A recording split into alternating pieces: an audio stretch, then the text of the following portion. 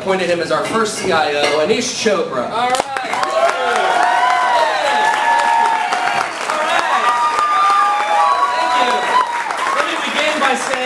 How thankful I am for your hard work and for welcoming my lovely wife Rohini to join us tonight. Hi Rohini!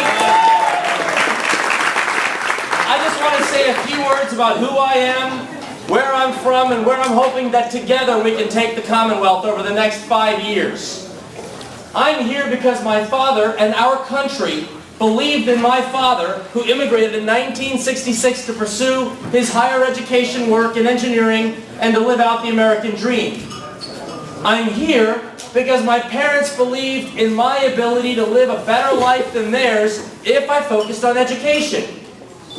And I'm here because Governors Warner and Kaine and President Obama believed in my ability and our nation's capacity to harness the power and potential of technology and innovation to improve the lives of everyday Americans and Virginians when they need it most.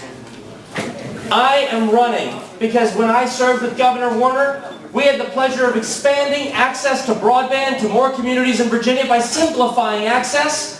For Governor Kaine, we redesigned the GED program so folks in Southwest Virginia who needed to retool their skills to get connected to the tech jobs could do so in 6 months, not 5 years. And I'm proud to have worked with President Obama to modernize our nation's VA systems so that our nation's heroes coming home from Iraq and Afghanistan now have the ability to match to jobs from employers who want to hire them and have the ability to access their health information so they can live safer and healthier lives.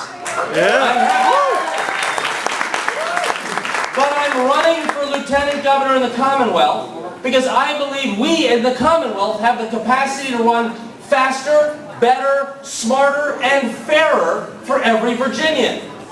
As Chief Technology Officer, but as a private citizen in the private sector, I have seen firsthand the importance and the opportunity that innovation can provide to everyone.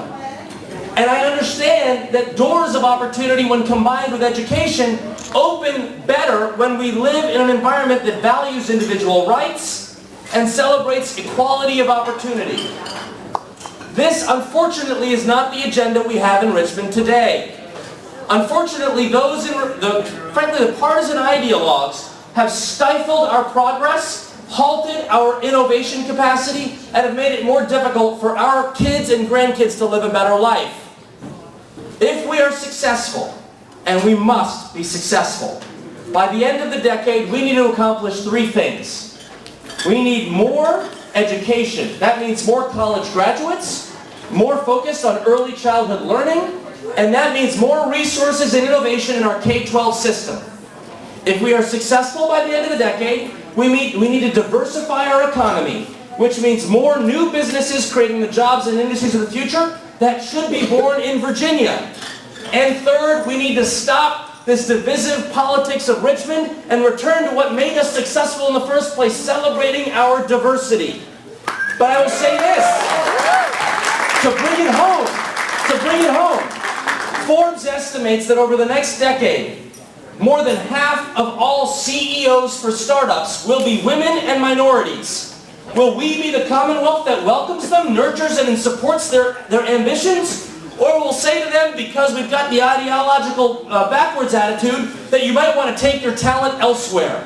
That's the choice Virginians will face this fall. I will say this. This agenda requires a full-time focus. And if you were with us at Terry's launch event earlier, he said he'll be the hardest working governor in our Commonwealth's history. I believe, and I make this commitment to you if you trust me as Lieutenant Governor, I will make this my primary responsibility. I will work not just 2 months out of the year when we're in the state Senate, but I will work every month thereafter because this agenda is far too important for Virginia's future. If you believe in this vision, and you see a chance for us to increase the opportunities for our kids and grandkids, we are going to have to win this race and win it successfully by convincing our friends and neighbors who came out in 2012. We need to speak to younger, newer, and minority Virginians who have not been as engaged in previous elections.